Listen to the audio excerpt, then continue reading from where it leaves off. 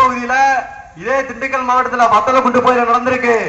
பல முறை காவல்துறையிட்ட புகார் வழங்கியும் அந்த மதுக்கடையெல்லாம் இருக்காத குற்றத்துக்காக பெண்கள் அடிச்சு நோக்கியிருக்காங்க. அதே போல புதுக்கோட்டையில நடந்திருக்கு.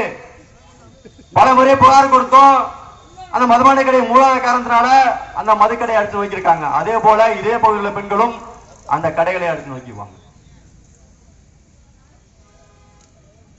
அப்ப இது மாதிரியான விதிமுறைகள் கடைபிடிக்கப்பட்டால் ஓரளவு மதுவை கட்டுப்படுத்த முடியும், போதையிலிருந்து மற்றவர்களை காப்பாற்ற முடியும்.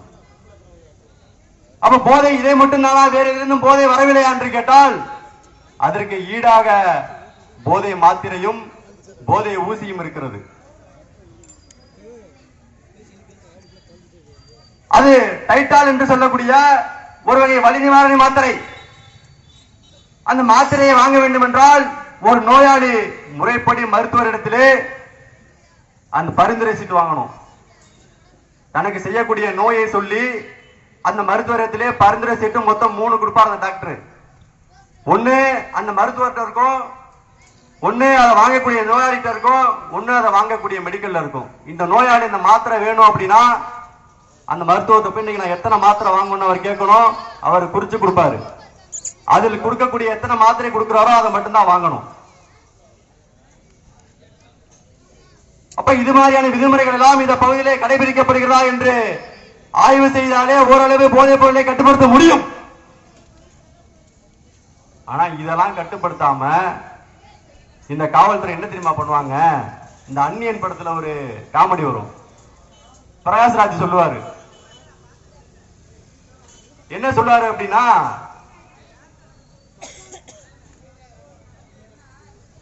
அந்நியன் படத்துல பிரகாஷ்ராஜ் ஒரு காமெடி பண்ணுவாரு. என்ன காமெடி அப்படின்னா, கம்ப்ளைண்ட் கொடுத்ததையும் ஒரே ஆளு, வாங்கி படிக்கிறதும் ஒரே ஆளு அப்படின்னு ஒரு காமெடி பண்ணுவாரு. அது மாதிரி இந்த பகுதியில இந்த போதைப் பொருட்களை எல்லாம் விற்கிறதுக்கு அனுமதி கொடுக்கிறதும் காவல்துறை தான். போதைப் பொருட்களை பயன்படுத்தாதீங்கன்னு மாசத்துக்கு ஒரு தடவை போதை விழிப்புணர்வு பேர் நடத்துறது இந்த காவல்துறை தான். அப்ப இவர்கள் எல்லாம் இதை கண்டு காணாமல் கொடுத்த விளைவை எங்கே கொண்டிருக்கிறது என்று சொன்னால், பல வருடங்களுக்கு முன்னதாக எங்க மதுக்கடையில் நாம் மது வாங்கி வெட்டி வருவதை பார்த்து விட்டால் பிறர் கேவலமாக நினைப்பார்கள், நமக்கு அசிங்கமாகிவிடும் என்று தலையில் முக்காடு போட்டுக்கொண்டு மதுபானம் வாங்கிய காலம் போய் இன்றைக்கு 2 மதுபான பாட்டுகளை வாங்கி கொண்டு நீ கையில் பிடித்து ஆட்டிக்கொண்டு வந்தால்தான் நீ வீரன், அந்த நிலைமைக்கு தள்ளிவிட்டார்கள். அதே போல வயதில் மூத்தவர் இருக்கிறார்கள், அவர்களுக்கெல்லாம் தெரியாமல் மது அருந்த வேண்டும், புகைப்பிடிக்க வேண்டும் என்று மறைந்து கொண்டு மறைமுகமாக மது அருந்திய காலம் போய் இன்றைக்கு நீ மதுவை குடிச்சிட்டு ரோட்ட 4 பேர்ட்ட தகராறு பண்ணாதான் நீ வீரன். இப்படிப்பட்ட கேவலமான செயலுக்கு இந்த சமூகத்தை தள்ளிவிட்டார்கள். சரி, ஒரு பக்கம் இப்படி ஆண்களை தான் குடிக்க வச்சு கேவலப்படுத்துறாங்கன்னு பார்த்தா, ஒரு பக்கம் பெண்களை கேவலப்படுத்தி பேசி ஆபாசப்படுத்தி பேசுறாங்க இப்ப அமைச்சர். சில தினங்களுக்கு முன்னதாக செல்ல வீடியோ எல்லாம் பார்த்திருப்பீங்க. ஒரு அமைச்சர் பொன்முடி பேசுறாரு, அதாவது அவர் இந்த திமுக கட்சியை இந்த ஆபாசம் சொல்லிதான் அவங்க வளர்த்தாங்களாம். என்ன சொல்றாரு, அதாவது இங்க வந்திருக்கீங்க எல்லாத்துக்கும் தெரியும், சைவ சமயம் என்று சொன்னால் பட்டையனையுடைய சிவன், விநாயகர், முருகன் இவர்களை வணங்கக்கூடிய ஒரு பிரிவினர்.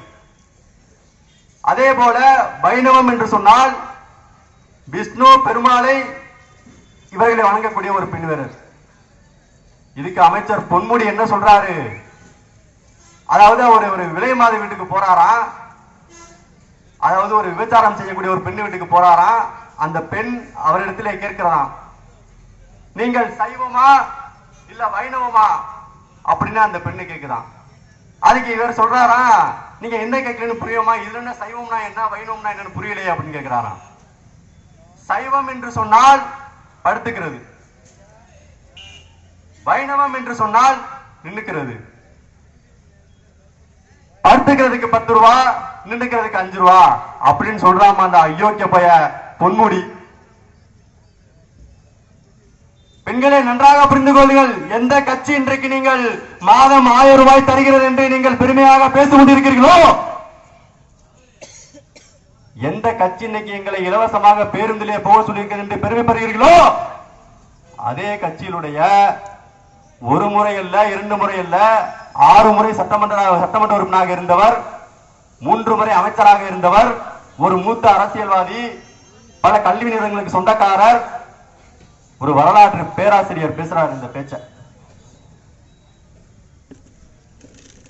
இதற்கெல்லாம் சட்டத்துறை அமைச்சராக இருக்கக்கூடிய ரகுபதி ஜால்ரா அடிக்கிறார். ஒரு வருத்தம் தெரிவிக்கல, ஏதோ அமைச்சர் தெரியாமல் பேசிவிட்டார் அப்படின்னு ஒரு வருத்தம் தெரிவிக்கல. அவர் ஏதோ கேசுவலா பேசிட்டாரு. இதை எதை நீங்க பெருசா எடுத்துக்க வேண்டாம். இந்த அயோக்கிய பையன் ரகுபதிக்கெல்லாம் அறிவு இருக்கா, சோறு திங்கிறாரா இல்ல வேற எதையும் திங்கிறாரு நான் கேட்க மாட்டேன். யாராச்சும் சாமானிய மக்கள் கேசுவலா கேட்பாங்க.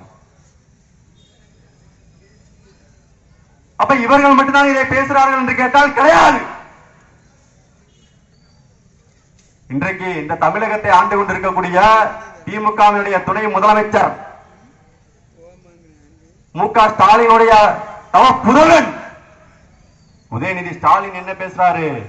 எடப்பாடி பழனிசாமி சசிகலா அவர்களுடைய காலுக்கு தவழ்ந்து போய் தான் பதவி வாங்கினாரு, கொஞ்சம் விட்டுருந்தா அந்த அம்மா காலுக்குள்ள பூந்திருப்பாரு. இதுக்கு என்ன அர்த்தம்?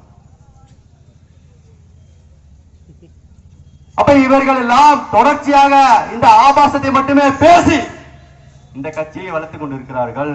என அன்பான பொதுமக்களே, ஒன்றை நன்றாக புரிந்து கொள்ளுங்கள். பெண்களை இழிவுபடுத்தி பேசுவது, அவமானப்படுத்தி பேசுவது இன்னைக்கு நேற்று நடக்கல. இந்த திமுக கட்சியில அண்ணாதுரை அவருடைய காலத்திலிருந்து நடக்குது. உங்களுக்கெல்லாம் சத்தியவாணி முத்து யார் என்று தெரியுமா? இப்ப இருக்க திமுக சத்தியவாணி முத்து அம்மையார் என்று தெரியுமா? உங்களுக்கு எல்லாம் இன்ப நிதி தெரியும். மதிப்பிற்குரிய அம்மையார் சத்தியவாணி முத்து அவர்கள் அண்ணாவினுடைய அமைச்சரவையிலே செய்தித்துறை அமைச்சராக பணியாற்றியவர். திமுகவினுடைய வளர்ச்சிக்காக பல கட்ட போராட்டங்களை நடத்தி கர்ப்பிணி பெண்ணாக சிறை சென்றவர். அந்த அம்மா அண்ணாவினுடைய மறைவிற்கு பிறகு திமுகவிலே பெண்களுக்கு பாதுகாப்பு இல்லை, மரியாதை இல்லை என்று சொல்லி அந்த அம்மா அந்த கட்சியை விட்டு வெளில வராங்க.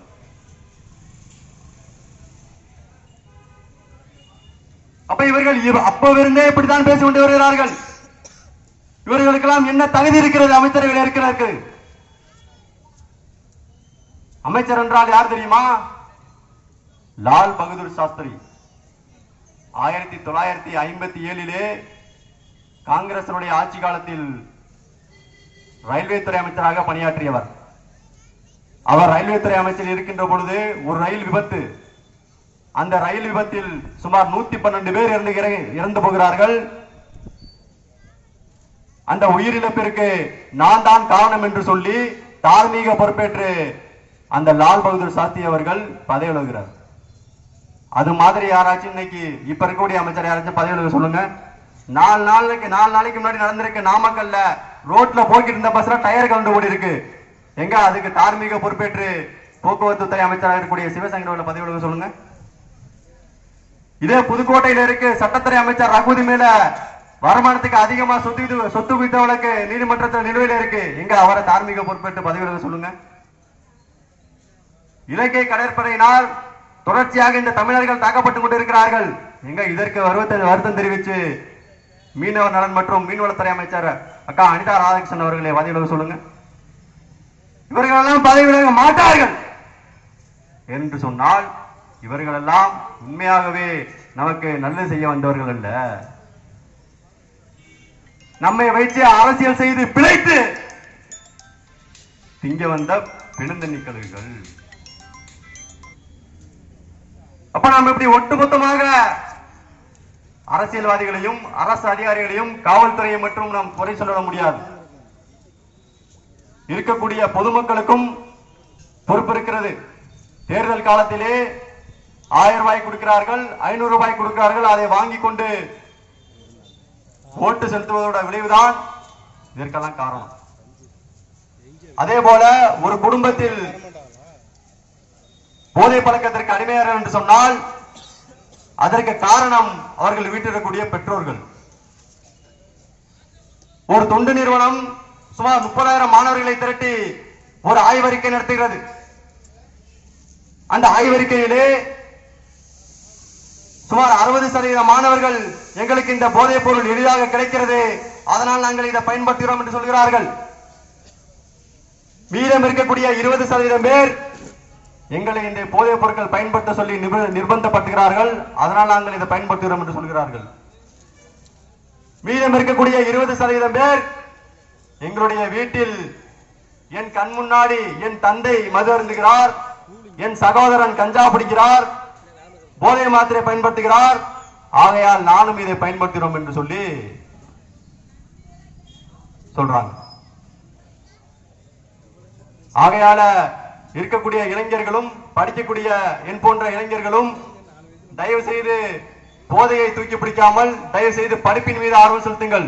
படிப்பு ஒன்றுதான் உங்களை உயர்த்தும். மன்னரும் மாசற கற்றோனும் சீர்தூக்கின் மன்னனின் மாசற கற்றோனை சிறப்புடையான். மன்னனுக்கு தன் ராஜ்யத்தில் மட்டுமே சிறப்பு, கற்றவனுக்கு சென்ற இடம்லாம் சிறப்பு. நீ எவ்வளவு பெரிய அரசனாக இருந்தாலும் உன்னோட ராஜ்யத்துல மட்டும்தான் சிறப்பு. நீ படித்திருந்த அப்படின்னா இந்த உலகத்துல எந்த பகுதிக்கு சென்றாலும் சிறப்புன்னு மூதுரையிலே ஔவையார் சொல்கிறார்.